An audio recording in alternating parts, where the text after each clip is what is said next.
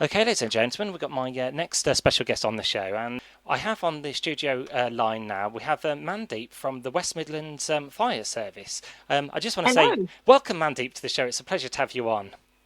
Thank you for having me. It's great because I know you're very busy during this time, so to take time out is muchly appreciated. Fine, don't worry. And the reason why I got in touch, I felt like the West Midlands Fire Service and all the fire services around the country and around the world, um, they need to get like the recognition that they don't necessarily always receive. So that's why I wanted to put the spotlight on the fire service and just to kind of get you on and tell you how much you do a great job and to tell the listener what more you do in your role otherwise than just like fighting fire. Yeah, no, sounds good. Sounds good. Okay, so I'm just going to start from the top. When you were growing up, was being in the fire Mhm. service something you always aspired to be? Not really. No. Growing up, I don't think many children know what they want to be. That some people have a dream, and a lot of people that wanted to be a firefighter do have that dream. But for me, I did a law degree, went on to do my masters in management, and then went on to work in IT at the West Midlands Fire Service to start with. So I worked for West Midlands Fire Service in the IT department as a business analyst for about just under 18 months before I decided that I wanted to do a little bit more. I wanted to give a little bit more than what I was giving. So a way to do that was to go into the other side, go in, sort of go on to the other side and train to be a firefighter and be a firefighter and take that route for it. But so no, it wasn't always something that I wanted to do growing up. Yep. But when you're around it, when you're in it, when you're seeing what everybody's doing and all the effort that's put in on the other side, you really do get close to it, and that's really what swayed me. Yep. Thank you for answering that question. And am I right? You're training at the moment.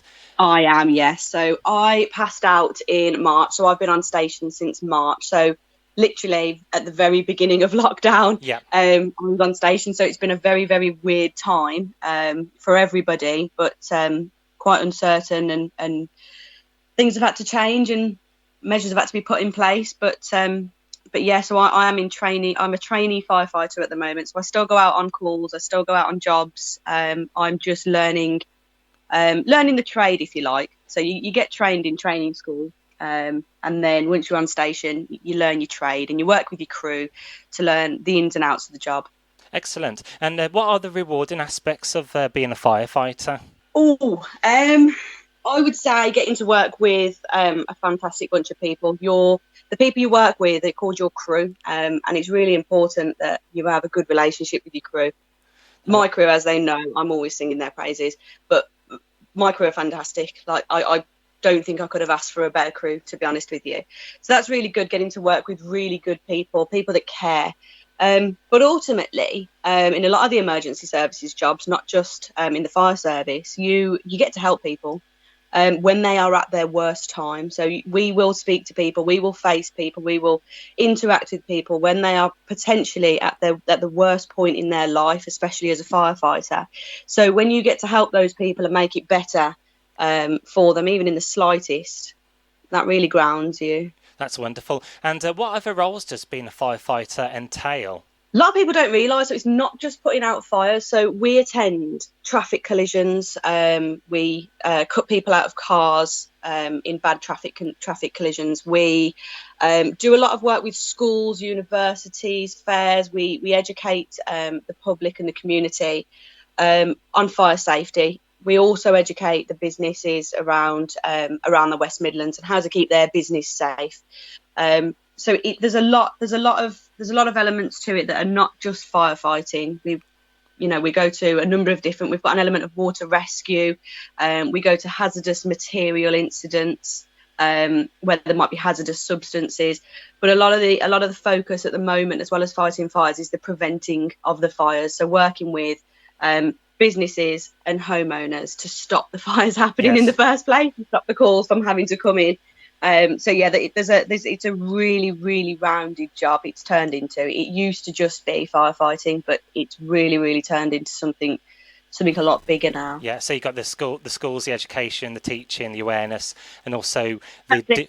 Yeah. different scenarios. Like you may be called to a cat up a tree or someone stuck in a lift as well. Stuck in a lift is definitely one. Had one of those yesterday. Lovely lady. So we had a call of that yesterday.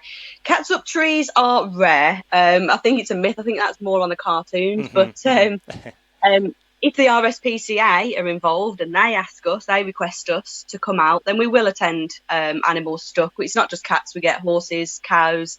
We're our tech rescue team.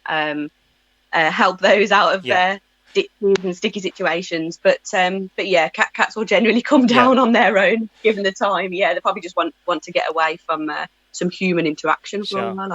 And what the West Midlands is quite a vast area, but what areas of the West Midlands do you cover, and how many fire stations are situated in the region? Well, we've got 38 fire stations in the West Midlands. I cover Erdington, so we've got a number of different stations that can cover a number of different areas, so they'll be called out to those particular areas. You will be called out to other areas if the incident is big, it's large, and it needs more than one fire engine there, for example. So we tend to work across the West Midlands, but predominantly what we call as a patch, which is our station area, and for me it's Erdington.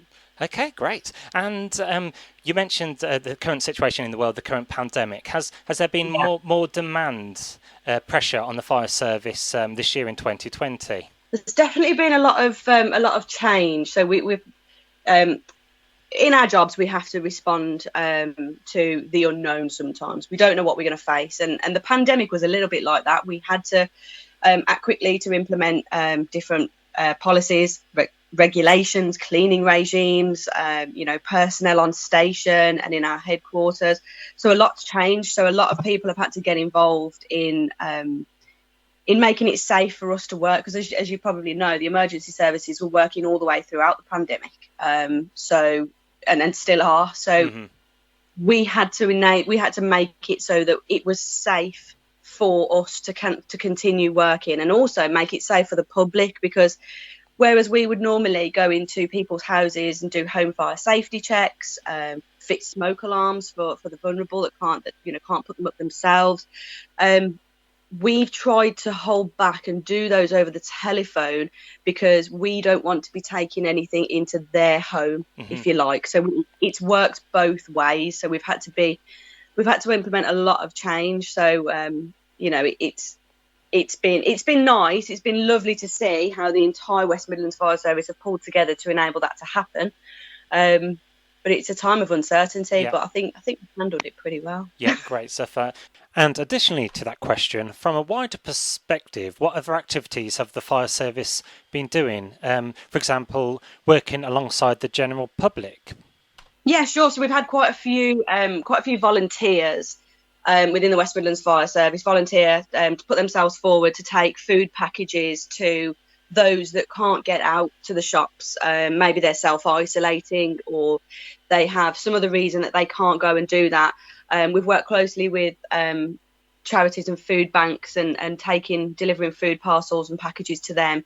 So that's been a massive part of the last I don't know what month of the pandemic we're in, but since March that's been a massive area that we've had to set up. So there's been a lot of logistical changes, a lot of staffing changes for that. We've had to use vehicles. We've worked with other partners and other companies to enable that to happen. We've had a lot of donations from the public, as well as from staff within the fire service. So we've worked really closely with the community, the other communities, other partners, and businesses to enable that to happen, so that we can go the extra mile. And the people that are doing that are all volunteers. So from the fire service. So as I said, there's been a lot of change, and a lot of good happening. Yeah. You all do a wonderful job, and I speak on perhaps like on everyone really. What you just told me there, the logistics and everything else in behind the scenes, Absolutely. And onto a couple more questions. And Mandeep, what advice can you give someone trapped in a house or an apartment block, especially if they are upstairs or on the first floor? Okay, the first thing that they need to have in place is their escape plan. So no matter what time of day, night or day, everybody in that house needs to know the escape plan, including children. So if you're going to you should be locking doors external doors at night time. Make sure everybody knows where that key is so that everybody can get out should they need to. So I say the first thing that people need to do is work out as a household what their escape plan is. Secondly, then, so if you are unfortunate enough to be in a situation where there is a fire in your house, flat, or apartment, the main thing you need to do is you need to get out. You need to get out and stay out and phone the fire service. Don't attempt to put the fire out yourself. If you can't get out and it's unsafe to get out, and there's no way that you're able to exit that the building that you're in, then you need to close the door to the room you're in to prevent any smoke from coming into that room, or limit the smoke coming into that room, and phone the fire service. We have in the West Midlands a response time of 5 minutes. So if you phone that 999, the closest station will be notified, and they will be with you within 5 minutes. So that's the best thing that you can do. But don't attempt to put it out yourself. Don't take any of your belongings with you. Those can be replaced quite easily. Get out, stay out, phone the fire brigade. That's valuable advice there. Thank you for that, Mandeep. And finally, I was going to ask you: are the West Midlands Fire Service presently recruiting, and how can people find out more information on applying? Yeah, they absolutely are. So you can go to the West Midlands Fire Service website. So we're still recruiting. We've been recruiting at the moment for the last couple of years. So it's generally a constant thing that's ongoing. So go to the West Midlands Fire Service website, pop your details in there, have a good read of the website, have a good read of what we do. It's not just fires, as I said earlier. So make sure you're completely familiar with everything that we do. Make sure that it is for you, and then go for it. There's nothing stopping you.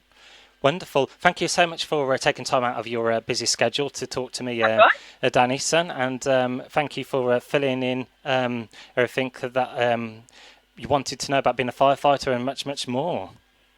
Brilliant. No, that's it. Thank you for having me. Thank you. Great stuff.